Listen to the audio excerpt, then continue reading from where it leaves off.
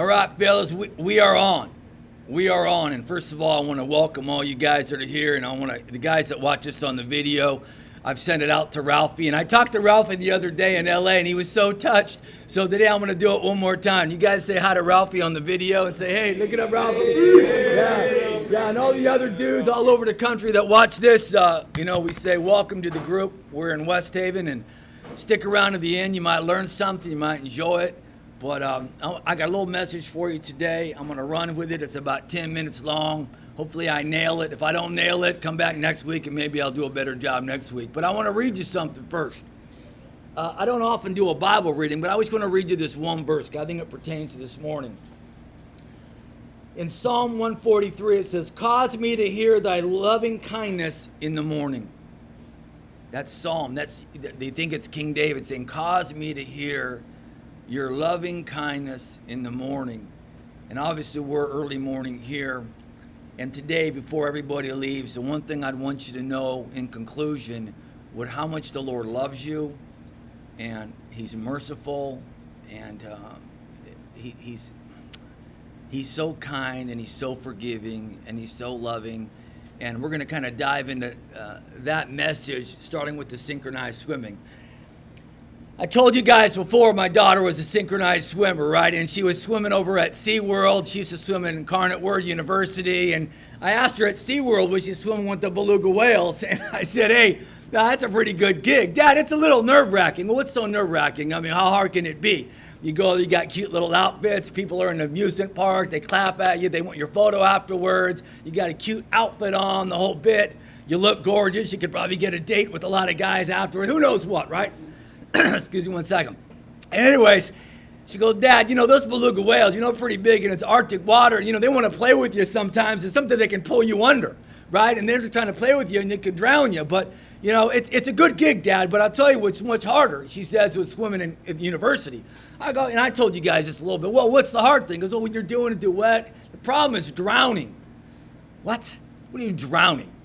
She goes, well, we got 8 girls. We're doing a thing. We're doing a show. We're doing a competition. We're doing all that. And a lot of times we got to hold our breath for a long period of time. We got our legs kicking around. We got to come up for air. We're smiling, but really we're struggling.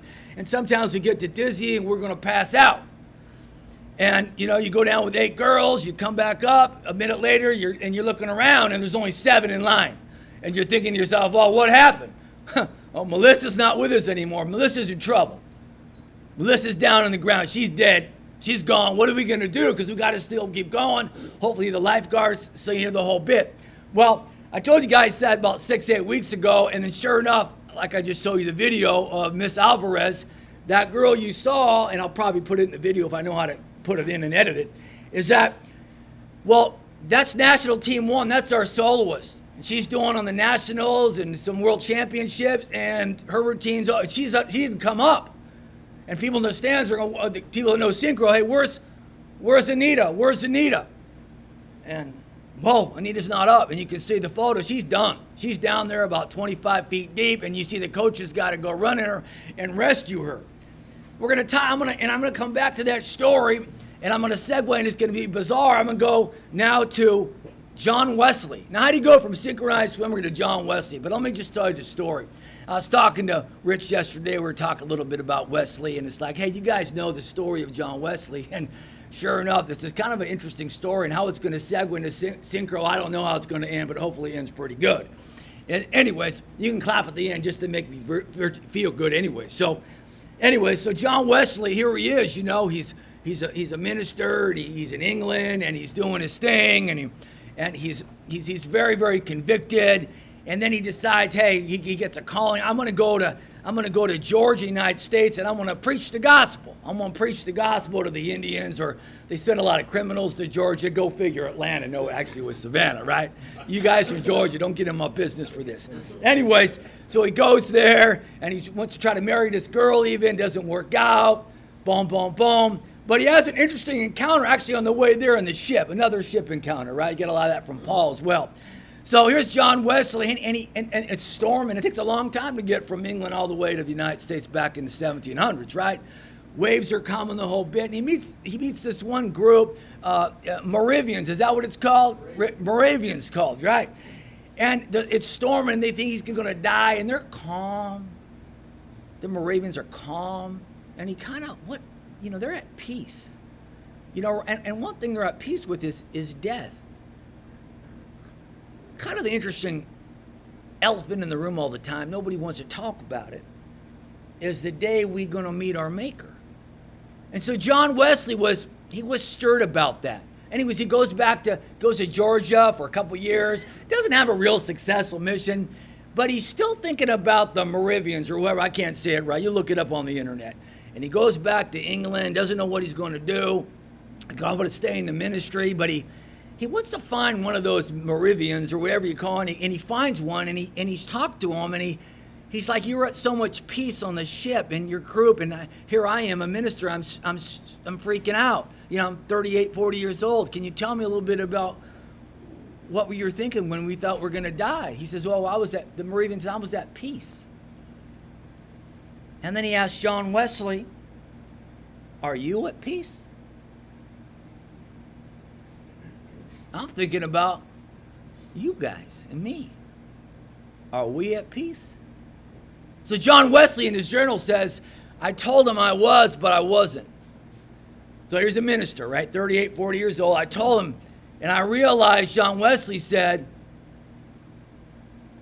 "I didn't know the Lord. I'm a preacher. I'm a minister. I work for the Anglican Party. I just done a mission. And I come back, and I'm not at peace with the Lord." And then he said about 3-4 months later, he had a heart conversion, and he was at peace. And then he starts writing down why he was at peace. Because Jesus Christ changed his heart condition. Changed his heart condition. Wow. Amazing, amazing. Anyways, back to synchronized swimming, right? You go back to John Wesley, to Miss Alvarez. Now she's drowning. And when I'll go ask my daughter, I said, "Hey, what do you think Miss Alvarez?" And she goes, "Oh, I was talking to Anita a couple months ago," my daughter said, or something like that. And I said, "What are you thinking about before you pass?" She goes, "Dad, for me passing out, I just got dizzy, and my neck started hurting, and my arms started twitching. But other girls, they get all dizzy, and they'll pee on themselves. It's crazy stuff." What do you think she was thinking? You know what my daughter told me? "I hope someone rescues me." That's what she was thinking. Because she knows I'm sinking. The lights are turning off. I'm on the bottom of 20 feet, 5 foot underwater. And I need to be rescued. Wow. Tying with John Wesley. Or tying with this group right now. We are Miss Alvarez. We are that synchronized. We are on that bottom of that pool. And then what happens? Her coach sees her down there, wasn't throwing any life rafts, wasn't asking her to show her church membership card or what club team she swam for or USA Synchro card. Miss Alvarez wasn't concerned to synchronize swimmer about her church membership. Was she a Baptist or a Catholic or a Methodist or a Mormon? No. Miss Alvarez was thinking this before she blacked out and on the bottom. My daughter says she's thinking, "I hope they come rescue me." And I'm thinking about our group today and the guys on the line. It's like, go back to, sometimes it's, what is the gospel? What actually is the gospel when we say we need to be rescued or saved? Miss Alvarez knew on the bottom of that pool the same as John Wesley. I got one shot to be saved, and that someone has to rescue me. Now, that was a personal, physical rescue in the pool. And John Wesley was talking about the salvation of somebody. And he didn't ask, are you a Moravian, or are you a Baptist, or are you an Anglican, or whatever it was at the time. John Wesley figured it out by the Lord and his great mercy.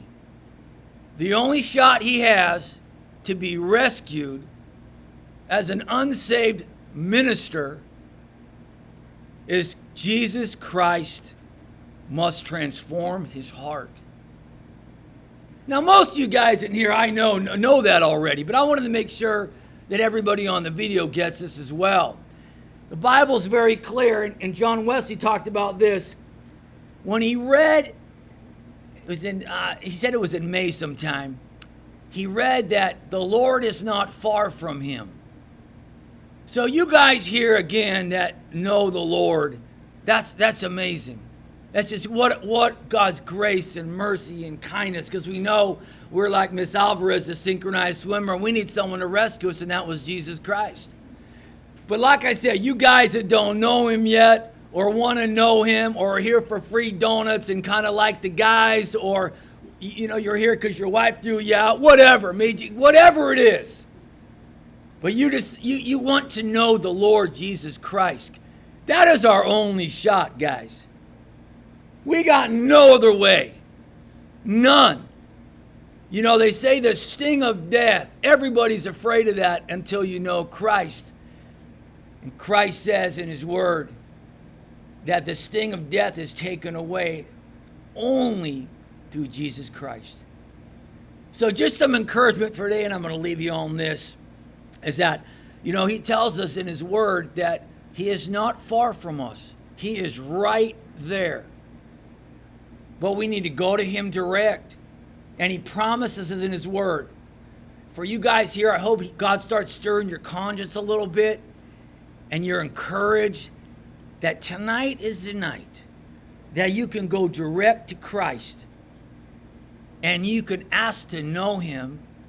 And he will rescue you. It's in his word. He loves you. He's merciful. He's forgiven you. You go ask to know him, and he will rescue you. You guys have a great day today. I hope you enjoyed the video. If you're watching it online, hang out with some guys and have some donuts. Just one last thing I'm going to request before we go right and talk about sports or other things is when you're at your table, if you know the Lord yet, if you know the Lord and you love Christ, not just Christ loves you, but you love Christ, I would love you to share with your group about what the Lord is doing in your life, or maybe a little about your testimony about Christ and his mercy on you. But you guys have a great day in the donuts, and I'll catch you later. God bless you.